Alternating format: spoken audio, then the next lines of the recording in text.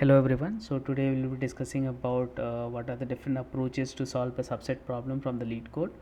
So the problem statement is that we have given a array of integers and we need to find out all the power set of the given array of numbers. So in this scenario we have given as a 1 2 3 as an array and we need to find out all the subset.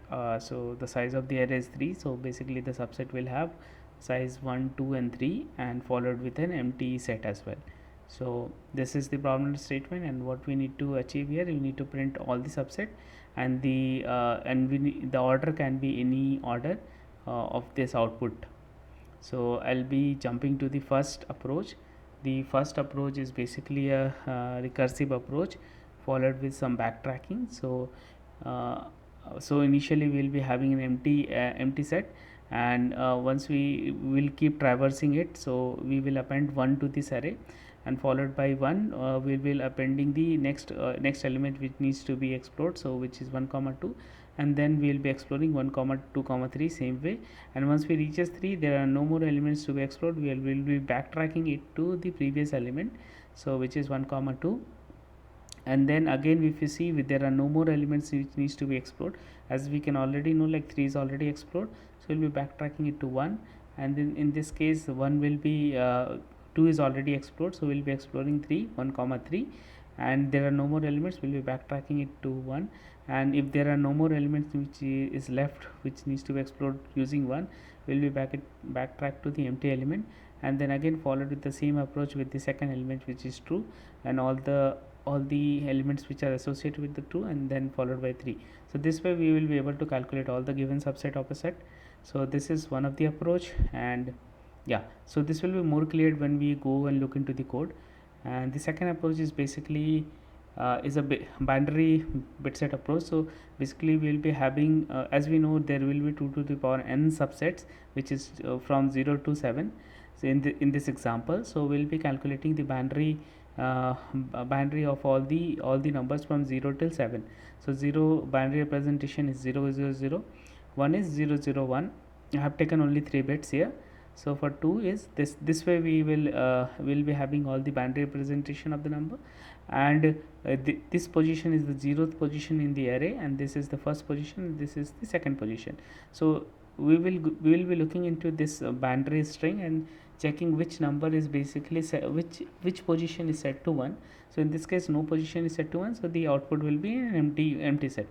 So in this binary representation is 0 0 1, so the first bit is set. So in the given array, so I am considering this as my first, so in the given array the first bit is 1, so this will be my output. So in the 2 second bit is set, so I'll be printing the second. So I'll be if I take an example of 5 0 1 1 0 1, so the first bit is set, which is 3, and the third bit is set, sorry, the first bit is set which is 1, and the third bit is set which is 3. So 1 comma 3 or 3 comma 1, both of them are equal. Yeah, sorry. And the same way for 7 also we'll be having all the bits are set, so we'll be having 1 2 3 as my solution. So this is the second approach. So I'll be jumping back to the code. So in the code you can see I have a class as a subset class, and in the main method I'm having declared in initialize an array of integer 1 2 3, and I have called two different method to print out the solution. So the first one is basically the backtracking approach. So in backtracking, what I'm doing, this is my final answer array, and this is the current output array, and the array of numbers given array, and we have a starting position as 0. Okay, so in this case what I'm doing, basically whatever there in the output array I'm printing it into my answer set, and one by one from the start position till the array length I'll be adding the number back to my array output array, which is in this scenario the starting position is 0, so I'll be adding 1 back to my output, and I'll be recursively calling the method by setting the start position to the next element, which is 2. And once everything has been explored here, I'll be removing the last element from the output array and doing the same thing for the other iteration as well, like I equal to 0 1 2. I'll be doing the same thing. Okay, and for the second approach, basically it's a very straightforward. basically I know how many subset will exist here, like 2 to the power n, so total 8 subsets. So starting from 0 till 7 including 7. So I am calculating the binary representation of all the numbers, and I am reversing it back because uh, 0th index is basically the last index. So for that I am basically doing a reversing here, and after that I am iterating through the binary string which I have created, and checking which is set to 1, and the bit which is set to 1 in the output array I am just going looking into my original array and checking which is that which number is at that location. I am adding it to my output array. Once I have my output array, I am adding it to my answer and returning it back.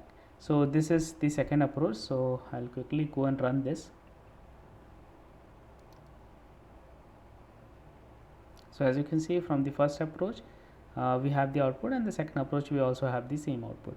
So the only difference here is that the second approach, the order of the numbers printed in an ordered way, but in the first approach we don't have the order maintained yet. But in the problem statement the order doesn't matter much. Okay, so if I have to explain the first approach a bit more, so I'll be having one more example here. So initially initially our I is 0, and yeah, the output will be adding the first element, okay, 0th element, which is 1. So I'll take the array here. Array is 1, 2 and 3.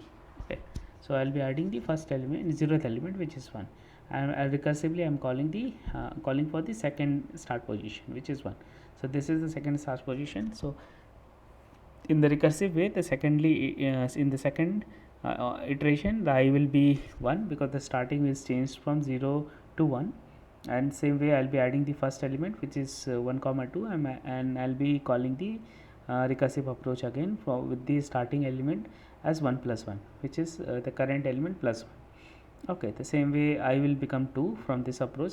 This is coming in this way, and 1 comma 2 comma 3 I added it back, and I start position as 3, so I become 3. So as you can see, 3 start is 3, and 3 is less than equal to 3, which is false. So it will be basically whatever the statement which was below this in the code, it will be executed. So the statement below this was basically to remove the last element, which is 3. So the output will now look like 1 comma 3. So now I have an I equal to 2, so there is a I which is still less than 3, 2 is less than 3, so I will increment to 3, and 3 is less than equal to 3, which is false, and 3 is less than 3, which is false, and it will not execute the statement inside that for condition, and then it will be printing the statement which is below this, which is basically we want to remove the 2 from here. So the output will look like 2, and now I have I equal to 1, so now I will become 2, and basically will be printing the second index element. Appending means adding the second index element to the output array, and then again calling recursively with the set 2 plus 1, and which is become 3. 3 is less than 3, which is false, and then we'll be having we'll be having the second operation, which is basically I equal to 2, and we'll be printing whatever thing which we want to remove it from here. This statement we need to execute. So this statement basically removes the first element. So once we have all this been done, so now we will be executing this statement. So this statement was to remove the first the element which is present in the output array, which is 1. So I'll be removing it, so it becomes an empty set. So this is for the first I equal to 0, and we'll be having the same operation when the I will increment to 1, and the same thing for I will increment to 2. So if I come back here, so till here it was like whatever I have shown here, it was till this point, till this it was the execution. I'll try that. And same way when I will become 2, we will have this, and when this will be for I equal to 2, and this will be for I equal to 3. So this way we can basically visualize the problem, like how it is running in the recursive way. So and using a backtracking. So backtracking in this scenario which I said, basically we are removing the element which is already explored.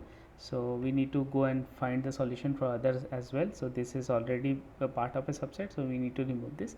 So this is the concept of the backtracking.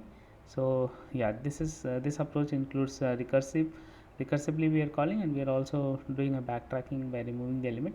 And the second approach basically includes like we are calculating all the we are converting the number into a binary and reversing the number back and checking which bit is set, and in the original array we are going and looking into that position, what is the number, we are appending it back to the output array. And once we have constructed the output array inside this for loop, after this for loop execution we are basically going and adding the element back to our answer array. So yeah, so in this approach we can see uh, these are the two different approaches to solve this problem. So there can be other approaches as well, so but I have taken only this two approach to solve this problem. So yeah, thank you for watching.